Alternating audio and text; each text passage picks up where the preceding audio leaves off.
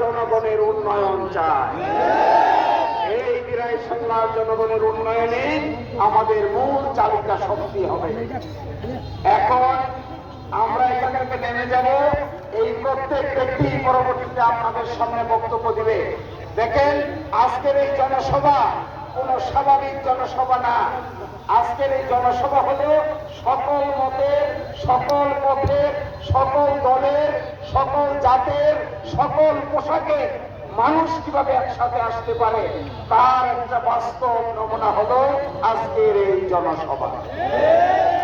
আগামীকালকে দিরাইতে আর 2টায় শুরু হবে, 5:30টায় শেষ হবে ইনশাআল্লাহ।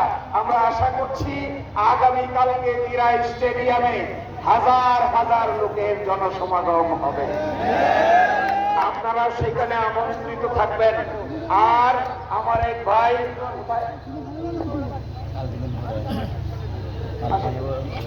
উনি এক বিশাল আবেগ অনুভূতি প্রকাশ করে একটা স্বর্ণ দিয়া দাড়িপাল্লা বানায় নিয়েছে।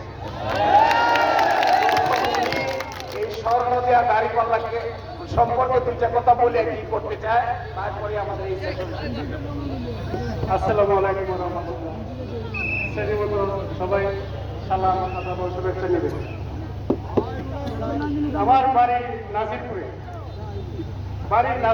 মানে নাসিরউদ্দিন চৌধুরীর নামে বাড়ি। কিন্তু আমরা বিবেককে যুক্ত করে দেখলাম যে একজন অসুস্থ মানুষ আমাদের কোনো দায়িত্ব কর্তব্য পালন করতে পারবে না। তার নিজেই কথা বলতে পারে না, আমাদের কথা কি বলবে? সিদ্ধান্ত নিয়েছি ভগবানপুর দাড়িপাল্লায় দিয়ে অ্যাডভোকেট শিশির মনির ভাইকে জয়যুক্ত করে সংসদে দেব। উপহার দিলেন কারি আবুল হাসেন।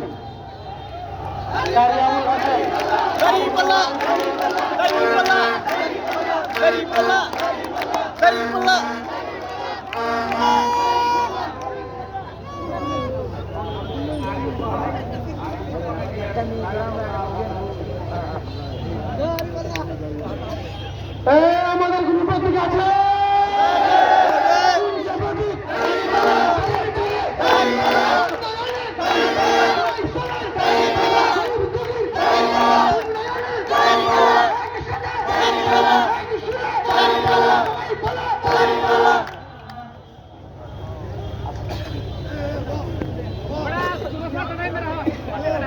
সকলকে স্টেজ থেকে নামার জন্য সবাই অনুরোধ করছি।